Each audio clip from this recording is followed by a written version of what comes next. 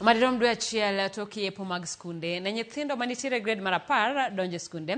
Pore yango ni thoth jopuonjre pod moko e udi kata bed ni jatend piny William Ruto ne ogolo chik mondo orwakgi e skunde mane oluongie kaka gintiere kaluwore gi nonro mane wang' jowi mar Ramogi TV otimo. Thoth nyithindogo mane odhi e skul bang' chik mane ochiw, thothgi ne ok oyienegi mar donjo e skunde mana kaka jafwambo marwa Sharon Ong'ao lero. Directing that no child should remain at home because they do not have school fees. Every child, wawe na school fees, wasiwe na school fees. Wawe na uniform, wasiwe na uniform. Waende shuleni. Mano e chik mane jatend piny William Ruto ochiwo ne jopuonjre mag grade 10 mane pok odonjo e skul kaluwore gi midhiero mar omenda. Bang' mano, nonro machiegni ni mane otimo kod migawo mochung' weche mag somo ne oyango ni thoth jopuonjre mane omoko e udi ne osedhi e sikul. On behalf of the government, that all the grade 10 students have reported to this school. Kata kamano, kaluwore gi nonro mane watimo, chal ka gima thoth jopuonjre pod odiwo e udi, kata bed ni osechiw siem ne jotend jopuonje mondo orwakgi kaka gin. E kar dak ma Nyamasaria e kaunti ma Kisumu, warado gi Jacqueline Achieng', miyo manyare mane oluonge skul sekondar ma Nyiri Masega pod odiwo e ot. Koro kana dhi e skul to nowachna ni fi nyaka chul mar first term en siling 20,000, uniform bidwaro mar siling 16,000 mano nyaka chul e skul. Gi gik matindo go to nyalo setama nikech aonge gi gima timo. Jacqueline wacho ni kata bed ni chik ne ochiw ne skunde mondo orwak jopuonjre, nokwed nyathine donjo wira ni ne ok ochopo dwaro mag skul. Kana winjo ni olandi ni nyathi mondo tere skul kata onge gi uniform kata onge gi gimoro amora, titing nyathi mondo iter. Koro nochuna matingo nyathi madhigo nyaka Sega gi uniform manosomo go Dalindu primary. Koro kana chopo to nonyisa ni ok nyalre, nyaka chul fi mar first term gi uniform be mano gimochuno ma nyaka nyiew. Koro nochuna mondo aduogi nyathi e dhot. E kar dak ma Mukuru Bura Nairobi, warado gi jopuonjre mathoth mapok odonjo e skunde mag senior.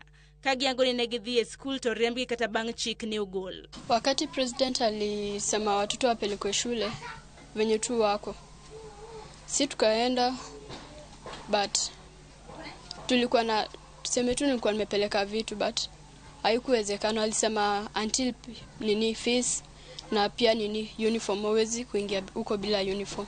Ilisikia vibaya kwa sababu president amesema tuende shule na ukienda huko walimu anakuambia ni pesa. Hapa hakuna mambo ya president. Fenye tulienda huko Mumbuni Boys, tulienda tukapewa barua na tukaambiwa ili kuingia shule lazima mtu akwe na school fees na pesa za uniform. Rais alisema, lakini walimu walikataa. Akasema hata akisema maneno matupu,